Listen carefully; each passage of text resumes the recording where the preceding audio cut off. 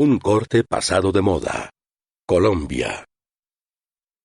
Un domingo al anochecer, junto a la luz de una vela que pretendía reemplazar la claridad moribunda, la pobre y desamparada Eulogia trabajaba a morir. Sobre la tosca tabla de la mesa, que ocupaba casi la mitad del cuartucho, se acumulaba todavía un rimero de piezas de tela, con las cuales debía armar sayos, pollerines, faldones, pecheras y toda suerte de prendas que sea posible enumerar. Aquella parecía una misión imposible. Bajo la menguada luz de la bujía, sus puntadas comenzaban a confundirse, y sus ojos, que habían seguido sin descanso la aguja durante los últimos días, amenazaban cerrarse. Aquel, sin embargo, era tan solo un suplicio complementario, sumado al dolor de la espalda y al entumecimiento de las falanges de los dedos, todo por culpa de la maldita gente que dejaba sus encargos para última hora. Pero Eulogia no tenía opción. La siguiente era semana de fiestas patronales. El lunes muy temprano su clientela estaría reclamando el pedido a la puerta del rancho sin concederle un minuto de plazo. El rancho de Eulogia era el último de un largo caserío explayado sobre una pequeña barraca. Además de quedar apartado del resto de casas, contaba con la desventaja de estar ubicado en la parte más baja, a la orilla del río. En caso de inundación, estaba condenado a anegarse, y si llegaba a producirse una impetuosa creciente, era seguro que la costurera y sus hijos no sobrevivirían al percance. Por esta razón, Eulogia nunca dormía tranquila, especialmente en las noches de invierno. El verano era más confiable, y hasta hubiera llegado a ser llevadero sin las nubes de mosquitos que traía consigo. Como fuera, para ella nunca sonaban las campanas de la iglesia del pueblo. El eterno fragor de las aguas del río apagaba cualquier sonido que viniera de allí. Eulogia vivía aislada, cual si un cruel encantamiento la apartase de un mundo que sin embargo le era muy próximo. Pero la gente sabía que era buena costurera, y al acercarse a las celebraciones recibía muchos encargos. Este trabajo la sacaba de apuros y le daba para vivir con sosiego unos meses. Solo que la condenada gente siempre dejaba sus arrebatos para última hora, y era en los 2 o 3 días anteriores al comienzo del festejo que Eulogia la veía negra. Poco después de encender la bujía, al momento en que la oscuridad exterior fue total, comenzó a penetrar por la pequeña ventana un escuadrón de voraces mosquitos, que iniciaron una alocada revista acrobática alrededor de la llama. Uno fue a posarse sobre la nuca adolorida de Eulogia, que lo aplastó de un palmetazo, exclamando: «Calma, doña Sixta, vieja repuerca, no apure demasiado». La aludida era una de las matronas del pueblo, que acorde a la inveterada costumbre dejaba el encargo para el último instante y ya había incurrido en el descaro de enviar 3 veces por él. Con sabia previsión, Eulogia le había recordado durante varios meses: «Doña Sixta, ordene su ropita con tiempo». Pero la vieja respondía siempre con desaliento, frunciendo los labios: «Este año nadie va a estrenar en casa». Todo para en último instante salirle con un pedido aterrador: encajes, faldones, pañuelos, rosas bordadas, apliques, y no solo en sus trapos, sino en los de sus hermanas y sobrinas. Un recado que Eulogia, fingiendo felicidad absoluta, aceptó mordiéndose la lengua para no soltar una palabrota. «Tranquilice, señor Ruperto, viejo puerco», chilló, mientras aplastaba entre sus palmas otro zancudo, evocando a un cliente que siempre discutía el precio a la hora de pagar. «Aquí tiene lo suyo, ña Rosita», ladró luego, dándose un golpe en la frente para abatir otro. Hasta que al fin, en medio del placer de despachurrar mosquito tras mosquito, evocó a su marido, el hombre que la había abandonado dejándole 3 hijos a cuestas. Entonces sus reniegos se convirtieron en grosero soliloquio. «Crisóstomo, viejito sinvergüenza, usted por aquí. Disfrute esta sobadita de su mujercita, sopenco tiñoso, harapiento, miserable, inmundicia». Y tras desmenuzar el diminuto cadáver, escupió sobre sus invisibles despojos.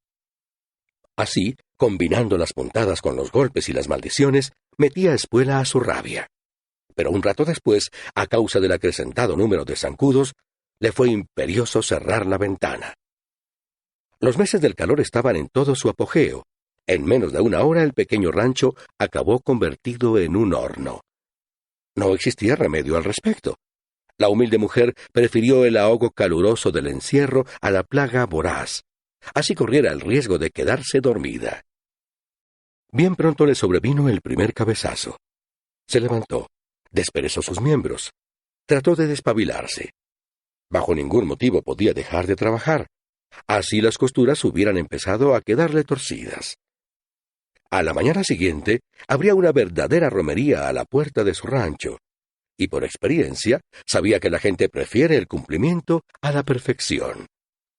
Cliente chasqueado era cliente perdido, como quien dice malos tiempos para el futuro. Se disponía a reanudar el trabajo cuando escuchó el extraño murmullo. Era un mascujar de voces apretadas que venían del lado del río, hacia donde precisamente daba su ventana. Como impulsada por un resorte, se levantó del asiento y la abrió, dando paso a una vaharada de aire, a una nueva racha de mosquitos y al abejorreo acrecentado.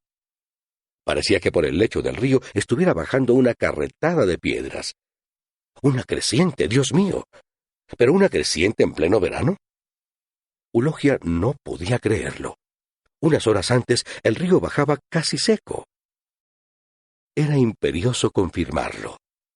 Abrió la puerta y salió, y desde unas cercanas matas de plátano atisbó con intensidad. Por suerte, una enorme luna llena esparcía un manto de plata en los alrededores. La angosta faja del arroyo era un pando y sereno canal azogado. El rumor no provenía de allí, eso era seguro. Una nueva congoja la asaltó al pensar en sus hijos. Aquel murmurio podía ser la refunfuñadura de un animal hambriento. Entró a la casa, tomó la vela de un manotón y cruzó el vano que la separaba del pequeño tabuco donde dormían los críos. Los contó, los revisó, los palpó. Estaban enteros y vivos, y dormían sin ningún sobresalto. A sus espaldas el rumor aumentó. Ahora pudo distinguirlo con claridad y separarlo de la monserga confusa del agua. Era una procesión, una nutrida procesión rezando en forma apurada y devota. Pero aquello tenía aún menos explicación. ¿Una procesión por allí?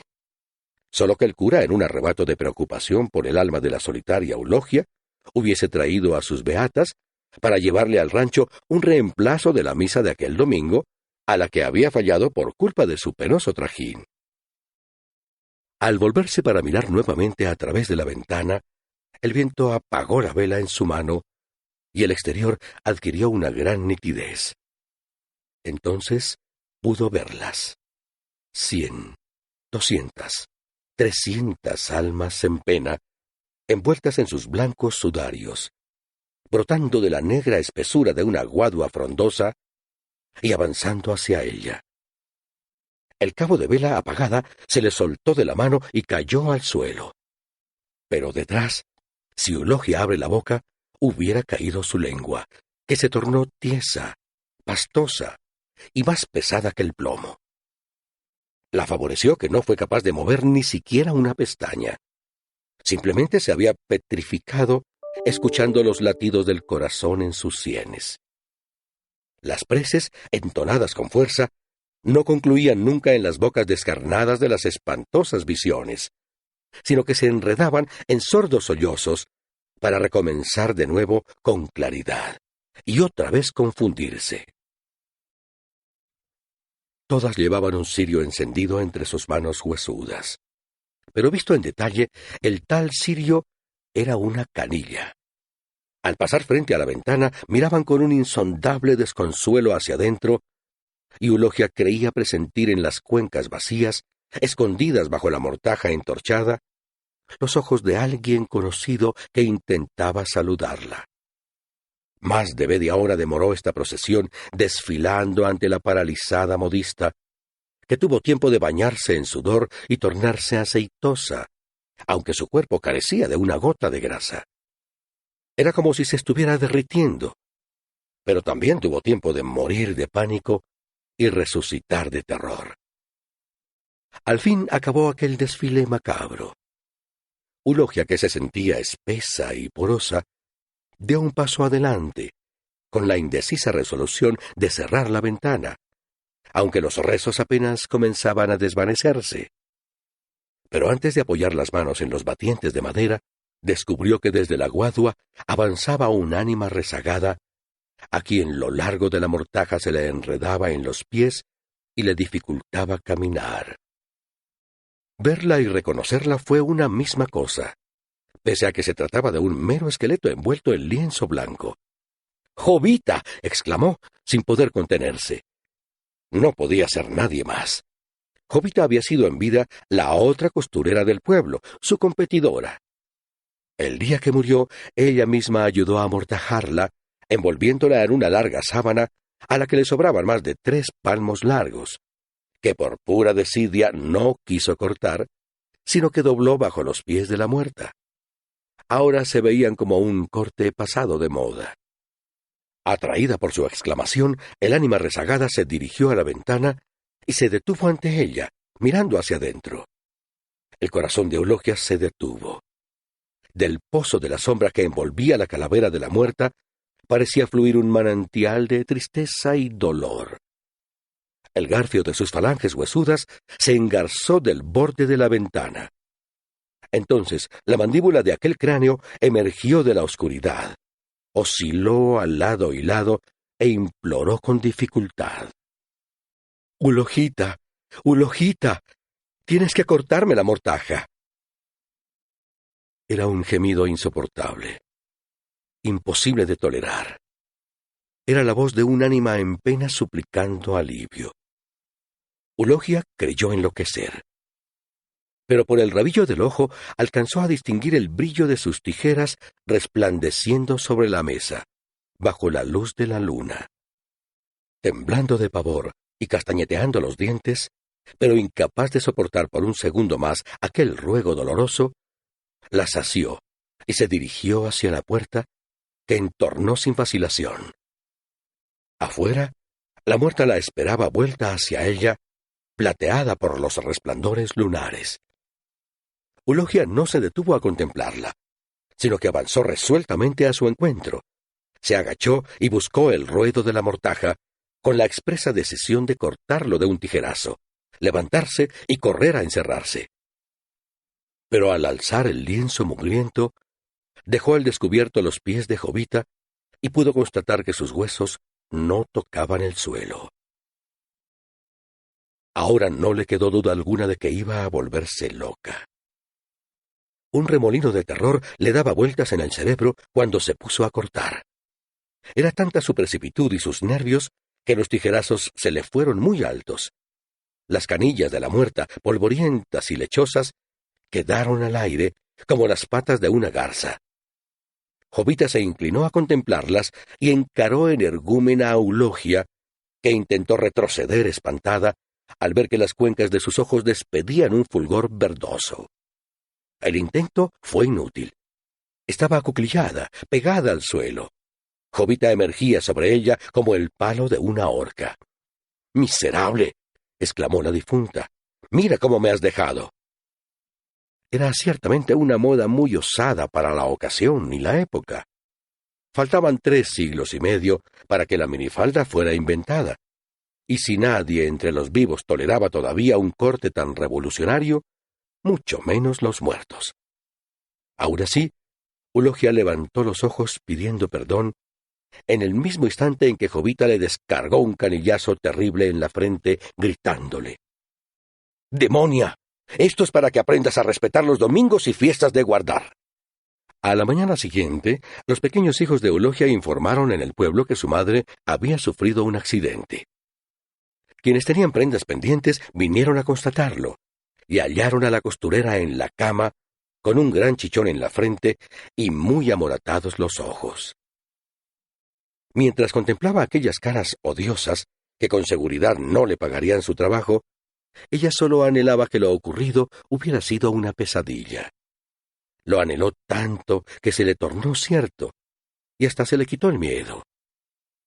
2 días después, cuando pudo levantarse, se acercó a la ventana moliendo atropelladamente el largo argumento de un credo.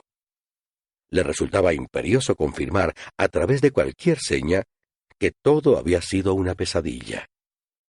Era posible que al escuchar algo anormal en la brisa rumorosa, hubiera salido, que al salir tropezara, que al tropezar hubiera caído, y que al caer se hubiese abierto la frente.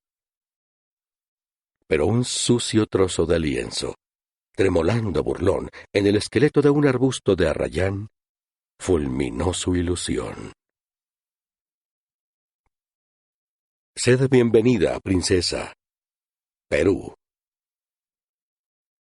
El adusto dominico Carmelo de la Resurrección cabalgó durante semanas enteras por montañas y valles, en la solitaria compañía de un indio que llevaba de cabestro una llama cargada con sus pertenencias personales y los objetos del culto. Finalmente, cuando al atardecer de la última jornada de travesía se detuvo a la puerta de la estancia donde le esperaban, el conjunto de su atuendo y de su persona acusaba de manera notoria las contingencias del camino y lo prolongado del viaje. La barba, encanecida y pringosa, le había crecido desmesuradamente, al igual que los cabellos. La piel de la cara, castigada por el sol frío e implacable de la puna, había comenzado a ulcerarse, asumiendo un encendido tono cobrizo, donde resaltaban los pozos de unas ojeras profundas, en medio de las cuales flotaban sus ojos enfebrecidos por los furores de la Inquisición. Estaba extremadamente flaco, al punto que los huesos de sus costillas abultaban bajo la sotana desvaída, igual que los de su desmedrado jamelgo. Los de la casa, viéndole en semejante grado de consunción, lo invitaron a pasar de inmediato a la mesa. Pero él los detuvo rogando que sin perder un instante lo llevaran al lugar donde estaban ocurriendo los hechos, pues no en vano lo único que le traía allí era el encargo de aquella misión.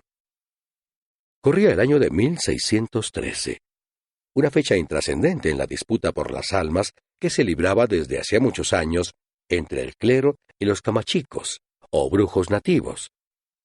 Pero a la arquidiócesis de Piura habían comenzado a llegar de nuevo alarmantes informes sobre idolatrías mantenidas y practicadas por los indios, en particular relacionadas con el delicado asunto de sus muertos. Insistían los indios en no sepultar sus difuntos en tierra consagrada, como se lo ordenaban los frailes y lo disponía la ley, por considerar que bajo tierra soportarían inenarrables tormentos. Y en razón de ello, continuaban ocultando sus momias en lugares secretos, donde pudieran alimentarlas y hablarles. Para fortuna del diablo, el escaso número de misioneros disponibles hacía imposible visitar de manera metódica los infinitos pueblos de indios y erradicar aquella creencia. Sin embargo, las noticias llegadas desde el lejano pueblo de Huacra indicaban que los indios yauyos habían sobrepasado todos los límites, pues aparte de conservar las momias de sus muertos, habían procedido a colocarlas en las propias iglesias doctrineras, cual si se tratase de santos cristianos. La comunidad dominica, a quien correspondía aquella parcialidad, estalló en ira. El padre Carmelo de la Resurrección fue a postrarse de rodillas ante su arzobispo para rogarle que le permitiera castigar por su mano el atroz sacrilegio. El privilegio le fue concedido, pero llovía demasiado, y el invierno nunca fue buena época para adentrarse en las serranías del viejo Perú, cuando ya los caminos del Inca se habían desmejorado por completo. Le fue imprescindible aguardar el verano. En la espera se consumió de ansiedad. El invierno le pareció eterno. Pero tan pronto amainaron las lluvias, se puso en camino. El propio cabeza de familia de la estancia española, donde aquel atardecer arribó, lo condujo en persona hasta el pueblo de Huacra, cuyas calles desiertas pisaron ya bien entrada la noche. Se trataba de una ranchería achaparrada e informe, a todas luces paupérrima, donde para librarse de los vientos helados de la sierra, los indios se recogían muy temprano. No había una sola casa iluminada, pero en contraste con ello, la iglesita del lugar descollaba como un faro luminoso en medio de un mar cerrado. cosa poco frecuente en los pueblos de indios, por lo común descuidados en materia del culto de la nueva religión venida de España, su interior hervía de luces. El dominico apretó el crucifijo de plata que llevaba colgado del pecho hasta herirse los dedos. Estaba casi seguro de saber lo que hallaría adentro. Y en efecto, bastó que él y su acompañante traspusieran el umbral de la pequeña capilla para confirmar que el informe acerca de las idolatrías de los yauyos era dolorosamente cierto. En el nicho empotrado sobre la pila bautismal, junto a la imagen arrinconada de un San Juan Bautista, la calavera de una huaca envuelta en fibras vegetales parecía saludarles con su carcajada siniestra. Unos pasos al fondo, la estatua de madera de una virgen había sido retirada de su pedestal para que las veladoras alumbraran otra momia india, acompañada de frutas frescas y tinajas de chicha. Había otras huacas al lado y lado de los pilares que sostenían el techo. El dominico comenzó a volcarlas y a dispersar a patadas sus huesos. Pero lo peor estaba al pie del altar mayor, donde los sorprendidos visitantes hallaron a una mujercita que cubría con su propio cuerpo el saco de una momia. Cabe suponer que, viendo la destrucción a que eran sometidas las demás, trataba de protegerla. Fray Carmelo la engarzó con violencia, la alzó, separándola del objeto que pretendía resguardar, y se enfrentó a ella. Pero al hacerlo, descubrió que se trataba de una india joven. Sus rostros quedaron a 1 centímetro el uno del otro. Era una india indefensa, bellísima, cuyo terror se traducía en una imploración amorosa y sensual. Fray Carmelo nunca había tocado a una mujer. Se dejó embriagar por la cercanía de su piel y su aroma, experimentando sin saber por qué un repentino impulso de protegerla y besarla. Pero un instante después, sacudido por las descargas de su severidad interior, la arrojó lejos de sí, cual si se tratara de una peste contagiosa. Mientras la india se escurría entre los ángulos oscuros de la iglesia de Huacra, el dominico y su acompañante retrocedieron, llevando la momia que le habían arrancado. Al salir chocaron con la concurrencia de los indios yauyos, que, encabezados por su cacique, acudían presurosos ante el escándalo suscitado en el templo. Alzando contra ellos el crucifijo de plata, Fray Carmelo de la Resurrección los condenó y los maldijo en su lengua, antes de exigir que el cacique y todos los alguaciles indios se presentaran de inmediato en la estancia del español que le acompañaba, para rendir cuentas de su sacrilegio. La gente de la estancia había preparado un suculento banquete para el dominico, pero el fraile retornó enardecido con el saco de la momia a cuestas y se negó a tomar bocado alguno. Tan solo ordenó que se le preparase de inmediato una de las habitaciones de la casa, pues se proponía realizar una sesión del Santo Oficio. Y mientras se ocupaba de ello, envió a su indio por una cruz verde y un par de candelabros que venían en el equipaje. Con estos objetos dio un ornamento siniestro a la alcoba que le franquearon, en cuyo centro, bajo el escarnio del crucifijo, colocó la huaca. Durante el transcurso de toda la noche, y a medida que fueron presentándose los mandones indios, tuvo lugar en aquel escenario uno de esos tenebrosos capítulos que hicieron célebre el invento de Torquemada.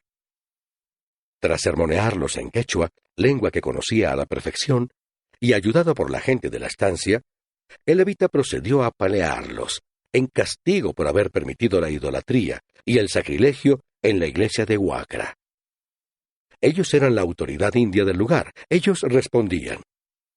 Los golpes de palo fueron repartidos a porrillo, en medio de improperios y patadas, hasta que las blancas tapias de la habitación quedaron salpicadas de sangre. La única manera de poner fin al suplicio era que cada indio reconociera su culpa ante el dominico y antes de retirarse escupiera la momia. Este último requisito prolongó inútilmente el castigo, aunque al final todos lo cumplieron. Por la fuerza que no por razón, la fe triunfaba de nuevo. Pero el dominico no estaba en paz. No había podido disfrutar el rigor purificador de la audiencia brutal. No se hallaba, pues en ningún momento había logrado dejar de pensar en la India. Su belleza elemental se le enroscaba en la imaginación como la serpiente del paraíso, pese a llevar apretado hasta el último ojal el cilicio de púas que le ceñía el talle por debajo de la sotana, usado para refrenar las tentaciones de la carne. Vana intención. La imagen de la India no le permitió escuchar en calma las confesiones de los acusados, ni darles la absolución en estado de pureza. Al filo de la madrugada, extenuado por tantas jornadas de viaje, por la falta de sueño y comida, y por la tensión de las últimas horas, cuando las luminarias de los candelabros morían y la sesión habían terminado, lo poseyó un arrebato de soberbia y lujuria. Sudoroso y taquicárdico, ordenó que le trajeran la India. Y mientras la aguardaba, desató enfebrecido el cilicio y lo anudó a una de sus manos. Las normas monásticas le vedaban estrictamente el acceso carnal, de pensamiento o de obra, pero se le había vuelto obsesivo el contemplarla desnuda. Le urgía desatarle el chumbre, arrancarle a manotazos el uncu de lana de alpaca, soltarle la trenza en que llevaba cogido el cabello, desnudarla, avergonzarla, asustarla, para contemplar otra vez sus labios implorantes y curvados en una súplica de piedad. Entonces podría flagelarla, cubrir de sangre su piel lujuriosa, afear y hacer repulsivo el objeto de su turbación, maldecirla, escupirla. Dios lo perdonaría por ello. Un rayo de sol asomó con fuerza aquella mañana de verano, al mismo tiempo que la India, custodiada por quienes habían ido a buscarla, se presentó a la puerta de la alcoba. Al recostarse, sus rasgos en la iridiscencia rojiza de la aurora, el fraile se estremeció. Era mucho más bella de lo que había presentido durante el breve instante en que la tuvo en sus manos, cara a cara, en la iglesia de Huacra. Era toda una princesa inca, esplendorosa, sensual, más excitante en razón del azoramiento tierno e indefenso que le imprimía su temor. El monje quiso llorar. La puerta, empujada por uno de los guardianes, dio paso a otro rayo de sol que entró a la habitación y cayó con exactitud sobre el bulto de la momia. La calavera, haciendo crujir las vértebras del cuello, inició un lento giro hacia la India. Su envoltura textil desprendió un polvo dorado. El dominico captó aquel fenómeno con el rabillo del ojo, sin dejar de contemplar el objeto de su desesperación. Pero un momento después, la puerta se entornó por completo y el sol cayó de lleno encima de la huaca, que lanzó un destello de luz. La tabla de la frente, los pómulos, los dientes macabros, la telilla apergaminada que cubría la cuenca de los ojos vacíos, todo pareció convertirse en oro fundido. Fray Carmelo no pudo evitar volverse plenamente hacia ella. Entonces pudo ver que la momia abría trabajosamente la boca y batía con esfuerzo y dificultad la mandíbula para articular en clarísimo quechua una frase dirigida a la India. Amuy samag ñusta. No necesitó traducirlo. Se desplomó sin sentido. La calavera acababa de decir: «Sed bienvenida, princesa». Un rato después, estremecido por el humo penetrante de unas plumas quemadas que le dieron a oler, volvió en sí. La India, que seguía a su lado, le dijo al verlo despertar, a título de explicación y sin malicia ninguna: «Son nuestros dioses, padrecito». Fray Carmelo de la Resurrección se levantó de un salto y abandonó a grandes zancadas la habitación, corriendo como esos gatos que resbalan en los pisos pulidos, y a través de corredores y alcobas que se le interponían cual interminable y macabro laberinto, ganó a la carrera el establo donde guardaban su caballo. Sin ensillarlo, se le echó de bruces encima. Le abrazó el cuello y le escarbó los ijares con los talones de la sandalia, gritándole que lo sacara de allí a como diera lugar. El indio acompañante vino con la silla de montar, pero no alcanzó ni siquiera a acercarse, pues lo apartó de una patada. Fue una involuntaria agresión defensiva. Como en un penoso delirium, estaba recordando la profecía del famoso Takiongoi, que vaticinaba la resurrección de las huacas. Todo lo que fuera indio se le antojaba una momia de huácara pronto a devorarlo. Su carrera demencial lo condujo a las cimas brumosas de la sierra, donde las herraduras del proceloso caballo arrancaban chispas en el borde del camino, cortado en la pared de roca de desfiladeros siniestros. Cabalgaba a pelo, desencajado el rostro y desorbitados los ojos, y al doblar un recodo patinó en el lomo espumoso, y la crin resbaladiza se le escapó de las manos. Trompicando en los saledizos cortantes, descendió a las honduras insondables, donde todavía hoy los viajeros que transitan apartan la vista, contagiados de vértigo. Un conjuro de Jesús a Urubú, Brasil. A Ouro Preto, cuando Ouro Preto era todavía el primer emporio aurífero del planeta, llegó un taur que se hacía llamar Telmo Brilante. Era un hombre joven de mirada de lince, tan rápido con los dedos que hubiera podido ser mago. Se registró en el mesón, entregó el caballo en la cuadra y buscó con afán un garito llamado la Mesa del Diablo, pues había venido a trabajar. Ouro Preto, como toda morada de ricos mineros, era meca de los más avanzados taúres. Pero la suerte, en lugar de sentarse al lado de Telmo Brilante, se les sentó al frente. Se dice que cuando a uno lo enfrenta la suerte, la lleva perdida. Unas noches después, con los dedos teñidos en tinta de sotas y bastos, nuestro hombre certificó con cautela y terror que su bolsa había adelgazado tanto que no le restaba más opción que jugarla completa.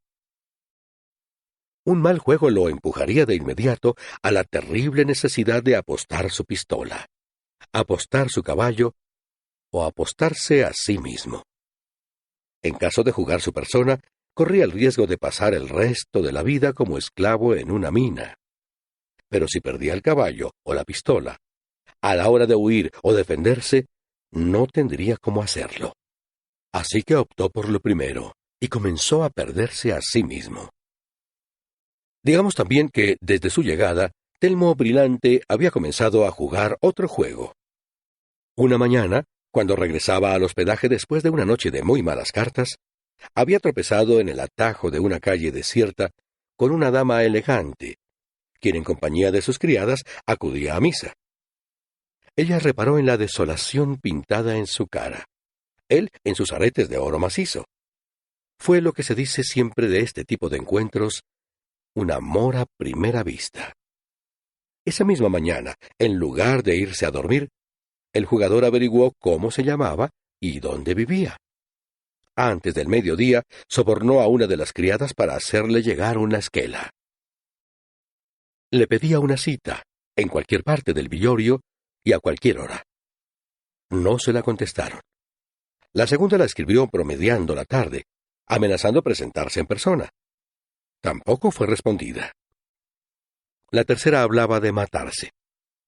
Hacia el anochecer, cuando volvía al garito, llegó la respuesta. El encuentro tendría lugar a la hora del alba en una plaza desierta. Juana Dorotea de Pesaro, que así se llamaba la dama, había reparado en el forastero a causa de su propia soledad. Estaba casada con un minero que se pasaba el día en el garimpo, poseído por la fiebre de la mina, y la noche en las mesas del garito, poseído por la fiebre del juego. En realidad, se sentía más soltera que casada, y suspiraba de amor. El día de la cita se derritió como azúcar mojada en los brazos de Telmo.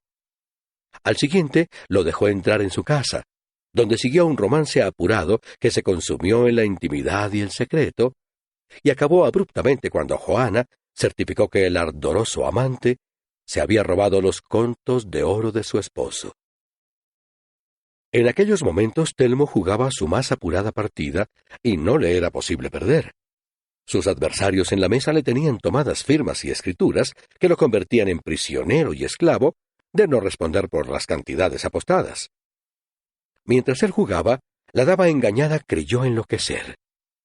Sabía que su marido la mataría sin apelación tan pronto descubriera el faltante, pues esa era la prueba palpable de su infidelidad. Pero todos los riesgos a que se expuso para concretar una cita con el fullero resultaron inútiles. La misiva que le escribió de su puño y letra, prometiéndole convertirse eternamente en su esclava, a cambio de los contos robados, no obtuvo respuesta. La amenaza de suicidarse tampoco. El pañuelo empapado en lágrimas que envió con una de las criadas, mucho menos. Por último, decidió acudir en persona y se echó llorando a sus pies en las puertas del garito.